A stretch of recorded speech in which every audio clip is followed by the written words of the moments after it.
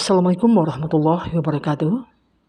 Alhamdulillahillazi hazana lihaza wa ma kunna linahtadiya laula an hadanallah. Rabbi shrah li sadri wa yassir li amri wahlul 'uqdatam min lisani yafqahu qawli. Para pendengar yang beriman, sebuah eksperimen dan kesaksian telah membuktikan bahwasanya apabila suatu penyakit diremehkan dan tidak diobati, niscaya akan semakin merebak ke seluruh tubuh dan menjadi sukar diobati. Demikian pula halnya kemungkaran. Jika dibiarkan dan tidak dicegah, pasti akan menjadi lumrah dan akan dilakukan oleh orang-orang dewasa dan anak-anak muda. Pada saat keadaan sudah seperti itu, kemungkaran sulit dicegah, sulit dirubah, dan tidak mudah diberantas. Lalu sebagai akibatnya, hukuman Allah pasti menimpa para pelakunya. Suatu hukuman berupa azab yang tidak mungkin dielakkan lagi, karena yang demikian itu telah menjadi sunatullah dan tidak akan pernah berubah atau berganti. Allah berfirman dalam surat Al-Fatir ayat 43, A'udzu billahi minasy syaithanir rajim. Bismillahirrahmanirrahim. Fahal yanzuruna illa sunnatal awwalin walan tajida li sunnatillahi tabdila walan tajida li sunnatillahi tahwila. Yang artinya, tiadalah yang mereka nanti-nantikan melainkan berlakunya sunnah Allah yang telah berlaku kepada orang-orang yang terdahulu. Maka sekali-kali kamu tidak akan mendapat pengganti. Kamu tidak akan mendapat penggantian bagi sunnah Allah, dan sekali-kali tidak pula akan menemui penyimpangan bagi sunnah Allah itu.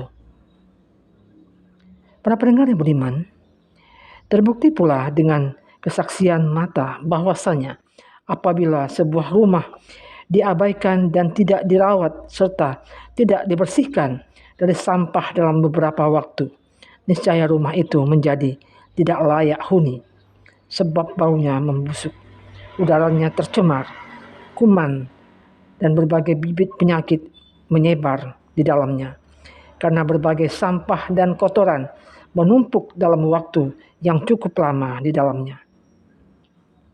Demikian pula halnya sekelompok jamaah dari kaum mukminin, misalnya apabila kemungkaran diabaikan terjadi di tengah-tengah mereka dan tidak ada upaya pencegahan, sedangkan yang ma'ruf tidak disosialisasikan, maka tidak akan lama lagi mereka pasti menjadi manusia yang keras jiwanya dan jahat hatinya.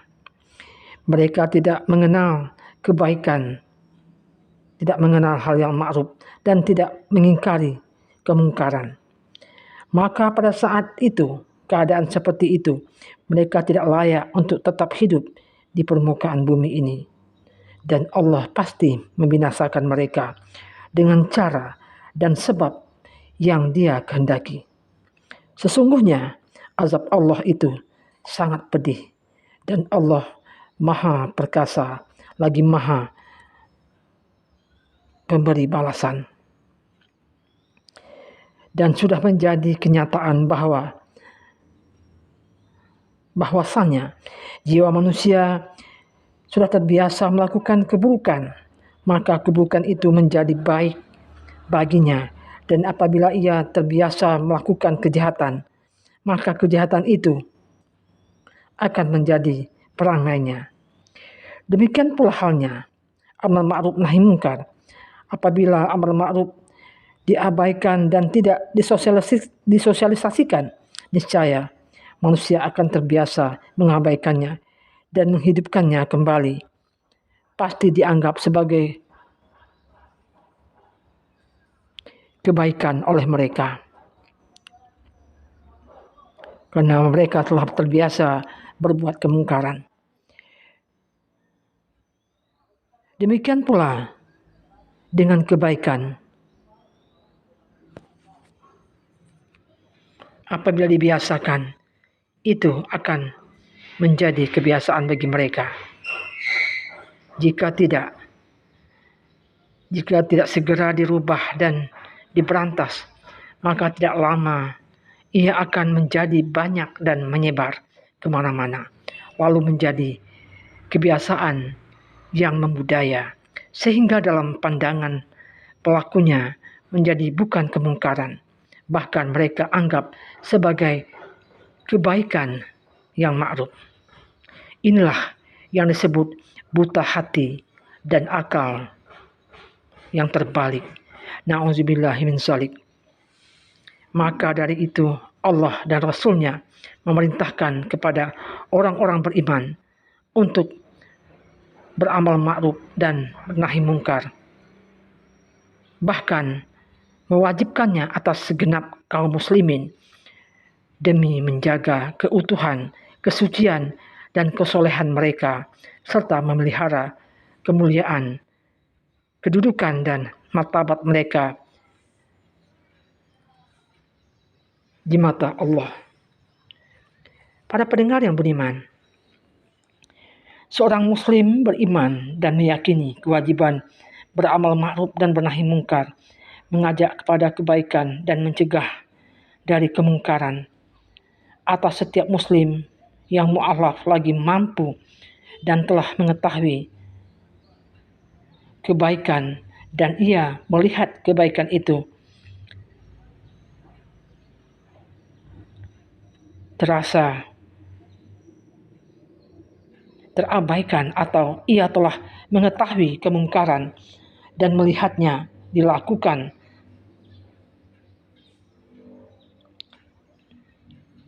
dengan bangga.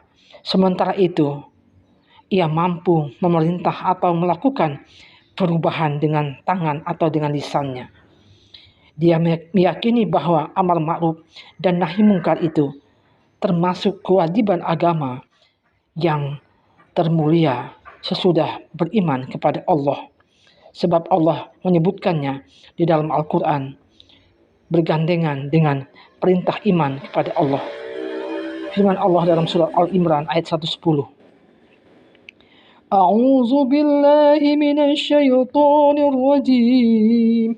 Bismillahirrahmanirrahim. Kuntum khairan ummatin ukhrijat linnas ta'muruna bil ma'ruf wa tanhauna 'anil munkar wa tu'minuna billah. Kamu adalah umat yang terbaik yang dilahirkan untuk manusia, menyuruh kepada yang ma'ruf dan mencegah dari yang mungkar, dan beriman kepada Allah. Para pendengar yang budiman,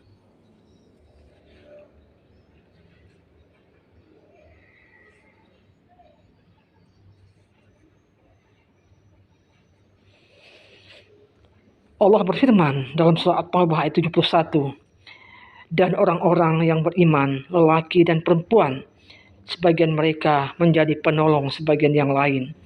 Mereka menyuruh mengerjakan yang ma'ruf, mencegah dari yang mungkar, mendirikan sholat, menunaikan zakat, dan mereka taat kepada Allah dan Rasul-Nya.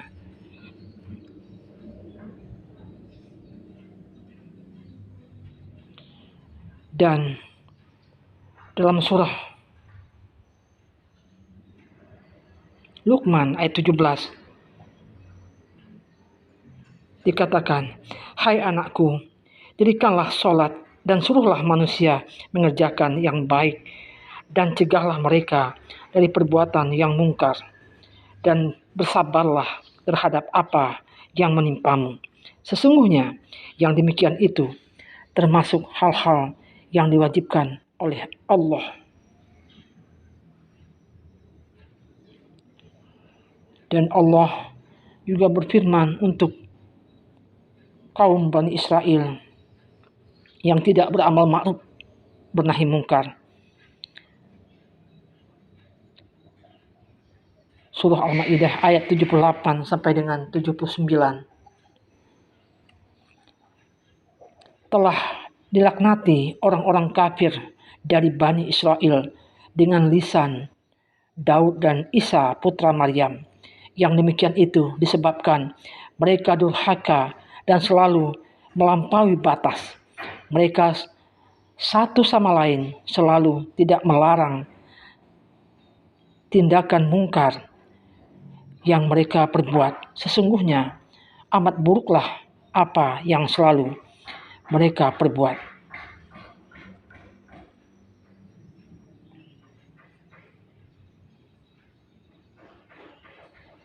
Dan Allah berfirman dalam surah Al-A'raf ayat 165. Bismillahirrahmanirrahim. Falamma nasuma zukiru bihi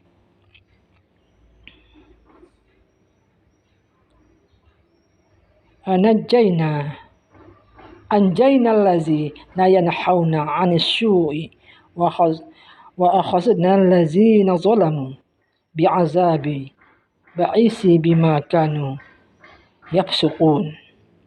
Maka tatkala mereka melupakan apa-apa yang diperingatkan kepada mereka, kami selamatkan orang-orang yang melarang dari perbuatan jahat, dan kami timpakan kepada orang-orang yang zalim siksaan yang keras, disebabkan mereka selalu berbuat fasik.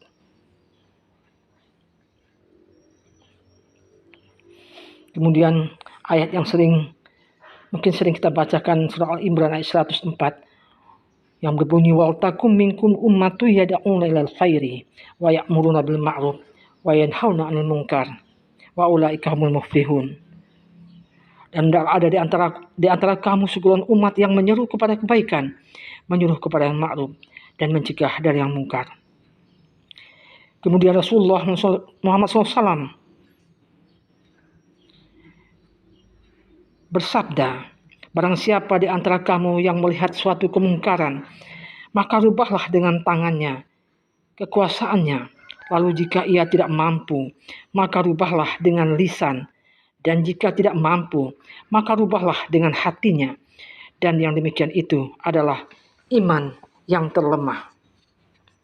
Para pendengar yang beriman,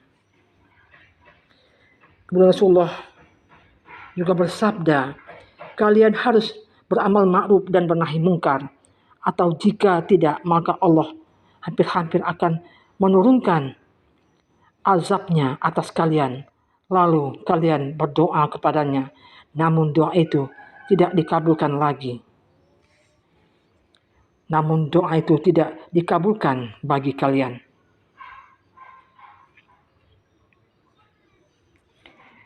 Para pendengar yang beriman,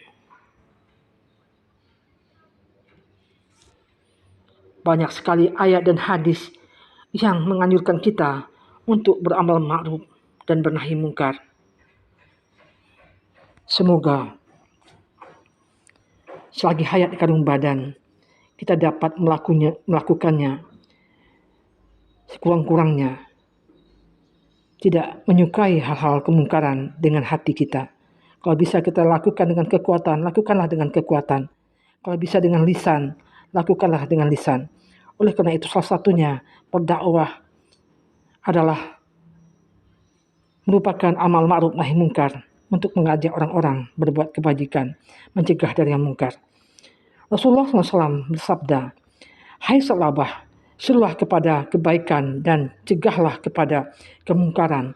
Lalu apabila kamu melihat kekikiran yang ditaati, nafsu yang dipatuhi, dunia yang didahulukan daripada urusan agama, dan tindakan berbangga diri dari setiap orang yang mempunyai pendapat dengan pendapatnya sendiri, maka hendaklah kamu menyelamatkan dirimu dan tinggalkan penyimpangan yang banyak itu. Karena sesungguhnya di belakang kamu ada berbagai fitnah yang akan terjadi, bagaikan gelap gulita, dan orang yang berpegang teguh kepada apa yang kalian sekarang pegang akan mendapat pahala 50 orang dari kalian. Rasulullah ditanya, apakah bukan dari mereka, ya Rasulullah? Jawab beliau, tidak, akan tetapi dari kalian, karena kalian mendapat pembela-pembela di dalam kebaikan, sedangkan mereka tidak mendapatkan pembela-pembela padanya.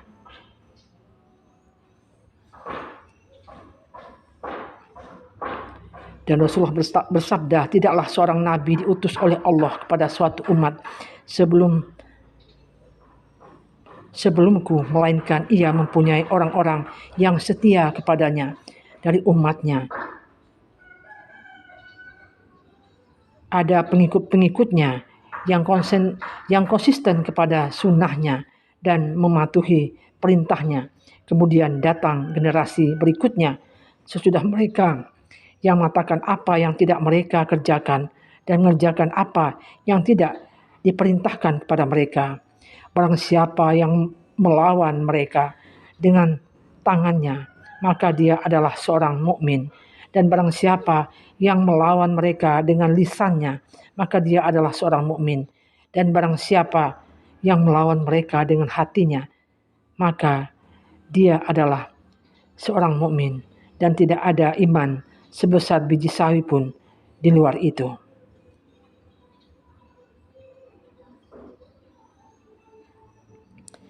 Dan ketika beliau ditanya tentang jihad yang paling utama adalah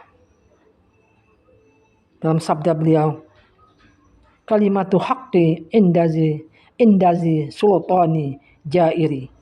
Ucapan hak, ucapan yang benar di hadapan penguasa yang zalim. Para pendengar yang budiman, pada dasarnya kita seorang muslim punya kewajiban untuk beramal ma'ruf nahi mungkar semampu daya kita. Jangan sampai kita melihat kemungkaran di sekitar kita, ya tidak membiarkannya, tidak mau untuk mencegahnya. Sekurang-kurangnya apabila kita tidak mampu mencegahnya dengan tangan atau dengan mulut kita, cegahlah dengan hati kita. Doakan mereka agar mereka kembali ke jalan yang lurus. Itulah tugas yang mulia bagi seorang muslim sejati. Alangkah indahnya menjadi seorang yang memeluk agama Islam, karena segala aktivitas yang dilakukannya selama itu baik, apakah itu mengajak orang berbuat baik atau mencegah yang mungkar, tentu kita mulai dari diri kita sendiri. Semuanya akan mendapatkan menjadi ladang pahala bagi kita. Billahi taufiq wal hidayah. Assalamualaikum warahmatullahi wabarakatuh.